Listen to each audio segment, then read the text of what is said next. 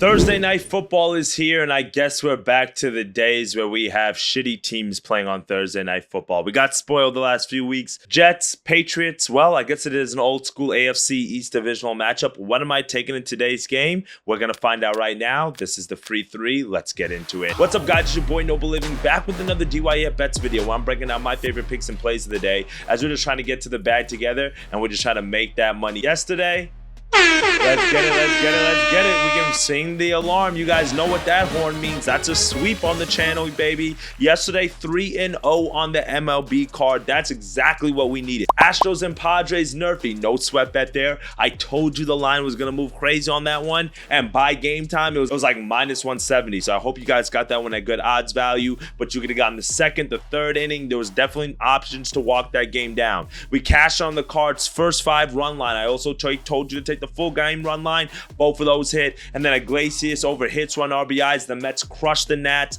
3-0 on the day yesterday. 10 games over 500 to start the month of September. That's what we need here on the channel. Let's keep knocking on wood. Let's keep the momentum going. I'm trying to keep the streak going. So let's see what we can cook up today in tonight's Thursday night football matchup. I'm not going to lie to you. It's not my favorite game to handicap, but we can still make something shake here on the channel. If you have not smashed that subscribe button just yet, or you're sharing this with your friend who watch Pick Dogs and calling our shot in the other daily betting videos, what are you guys doing? We're here just to try to make money. You can play it, you can fade it, but at least you can give the people some of the plays that we're looking at here every single day on the channel. Let's see what we're taking tonight in Thursday night football. I appreciate the love and support. Let's get into these winners for today. First best bet of the day, we're going to give you basically the teaser of the day where I'm giving you my analysis of the game. Not going to lie, not a big fan of the teaser in this matchup. I was kind of going back and forth on what I wanted to do, and I actually got some new news since I was just about to record this, which has me scratching my head a little bit more.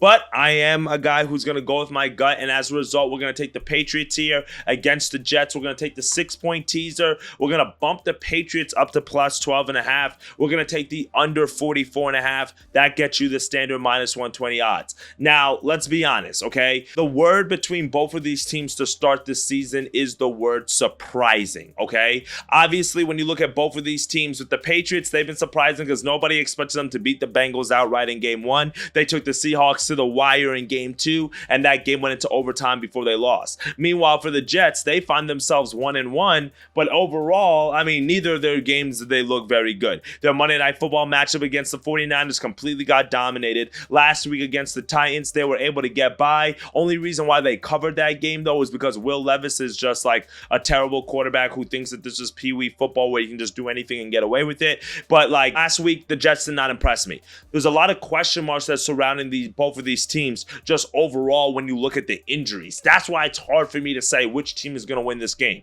When you look at it on the defensive side for the Jets, they've been nowhere near as good this year as they've been in years past. Their cornerback DJ Reed is hurt. We have Sauce Gardner, who's not playing at a high level right now. Granted, the season's still early, so give him some time. We've got the linebacker CJ Mosley, who might be out with this game with a toe injury. We've got Jermaine Johnson, who's done for the season with Achilles injury, and that's just not going to help them slow down this Patriots ground game. And that's why I believe that the Patriots can keep this game close, at least more than 2 possessions. Do the Jets win this game? Maybe. Do they cover the spread? Maybe. But I don't think this gets any more than them literally winning this game by 7, maybe 10 points because they were able to get like a late field goal or whatever, to kind of push them, into a 2-possession game. But I do not see this as a 2-possession touchdown win for the Jets. They've shown to be nothing on the offensive side or the defensive side of the ball to allow me to consider them here in this position. And meanwhile, with the Patriots, we know what they're going to do. They're going to run the ball. And that's what they're known for, which is also going to bleed time off the clock, which is why I lean towards the under. But they also have their set of problems defensively on the injury side as well. They're missing defensive captain Jawan Bentley, who's out for this season with that pec injury.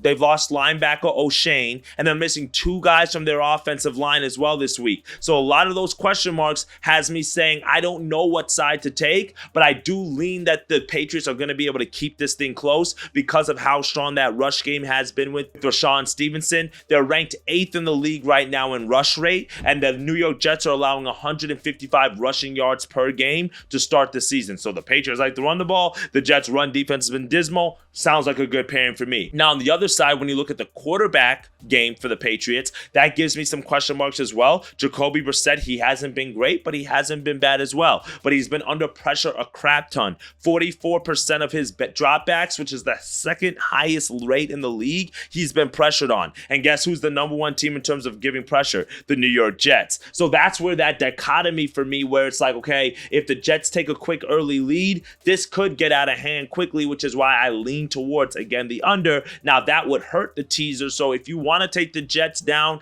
from the 6.5 and take them to the half point, so now it's just like a money line type of pick, I'm not opposed to that, but I do think that this is one where the Jets have not shown us too much to where you can say with confidence that they're going to win this game. Aaron Rodgers' first real game for the Jets, because the other home game that he played for them, he only played 3 snaps and then he got hurt. But when you look at some of the numbers, the Jets have failed to cover the spread in 10 of their last 13 games. Meanwhile, the Patriots have won the head-to-head matchup between these two teams in 15 of the last 16 games. The Jets have failed to cover the spread in each of their last 6 Thursday night games. Those numbers alone are saying, hey, take the Patriots. And then when we look at the under, we know primetime unders have been cashing. That's a 60% hit rate over the last 65 games. Total has already gone down from 42 points down to 38 points, which is telling us where the sharp money is going. So that's why I kind of teased this number right back up. And 10 of the last 13 games for the Jets have gone under this total as well, of the 38.5. So when you look at all these numbers, that's where for me, I'm saying, hey, let me take the under. Let me take the teaser. Let's get out of here with our heads held high. Let's get this W. It should be an ugly game. A lot of question marks. I'm really just going to be watching this one. I'm going to be cutting my unit sizes, about a 25% reduction or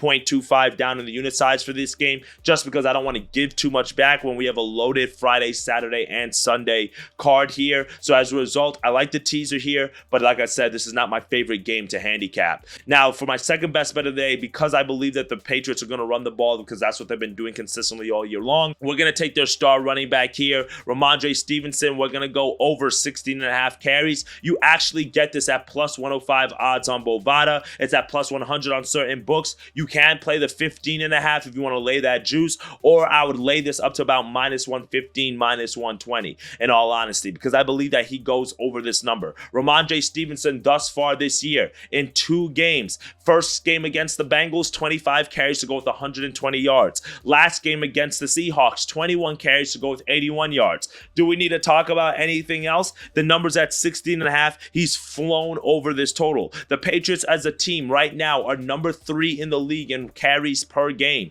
Meanwhile, the Patriots are also a team that is going to intentionally let you know that they're trying to run the ball. They've used 6 or more offensive linemen on an NFL high 26 plays this season, and they've run the ball on 25 of those snaps. So they're not afraid to tell you they're going to run the ball. If this game gets between the 20-yard line, aka the red zone, we know what they're going to look to do, because Jacoby Brissett does not look for his wide receivers at all. So it's either going to be thrown to Hunter Henry, or it's going to be handoff to Stevenson. And then when you look at it, the Jets are not a good team that stops the run. I gave you the numbers before. In 2 games, they've allowed 155 rushing yards per game thus far this season. That's 26th in PFF, which is a defensive run grade where the Jets rank. Now, when you also look at who their best run defender is, it's CJ Mosley, and he's questionable to play this game with a toe injury. And if he does play, he's probably not even going to be 100%. The point of concern for me with this bet is that the Patriots are going to be without starting left tackle and left guard, Vidarian Lowe and Sidney Sow. They've been both ruled out in the game, but that's why I'm taking the carries instead of the yards. Because even if Stevenson's not able to kind of break some off long, which I think he will, at the very least, he's still going to get the volume here. He's going to get the carries here. And if this game stays close, which it should, considering how low this total is in the under, then that Stevenson should be a focal point of this offense. I expect him to run the ball here very often. Give me the over 16.5 carries at plus Chicky as our second best bet of the day. For our third and final pick of the day, we're going to go with a quick little player prop parlay for you guys, a little ladder leg, if you will. We're going to go 2 guys on the Jets, and we're going to take Aaron Rodgers, Breece Hall. We're going to take Aaron Rodgers over 29 pass attempts, Breece Hall over 4 receptions. That that gets you to around plus 100 odds. If you want to get a little bit more value, then you could add Stevenson's rush yards at about 45 T's down. That gets you to like plus 140, which I really like. Now, when you look at the pass attempts for Aaron Rodgers, okay, you might be saying, no, but why are you taking that when you know the Jets are going to try to run the ball themselves? That is true. They are going to run the ball themselves. They're going to try to get that kind of going in the offense, but the Patriots right now, that's been the strength of their defense, has been actually the run game. They've allowed the second fewest rushing yards per game at only 58. And now when you talk about this is a home game for the Jets where they might have a little bit more kind of offensive, what's the word I'm looking for? Like a kind of a jolt in their back, right? To try to score a little bit of points in front of that home New York crowd there. But then also look at some of the numbers that the Patriots opposing teams have put up against them. Burrow had 29 attempts. Geno Smith had 44 attempts. And yes, that game went into overtime. Went over this number way before, the overtime session. So far this season, the Patriots have allowed the fourth most pass attempts. They're also third in the league in terms of the most pass yards given up. So that for me is giving me the confidence that say, hey, Aaron Rodgers, 3 weeks into the season, he's getting the rhythm and the feel of this offensive team. He's going to try to get some passes off. He's going to be able to get his receivers involved, especially if the defense is going to be honed in on the run. That's why I'm leading towards Breece Hall, though, in order to catch some of these passes. Why? Because Aaron Rodgers has been looking for him. And Aaron Rodgers, if we know back to his days in Green Bay, he lasers in on his favorite targets. So far this year, Garrett Wilson, Breece Hall. Those are the two guys who have been getting the ball. Of 51 of Aaron Rodgers' pass attempts, 31 have gone through those two receivers.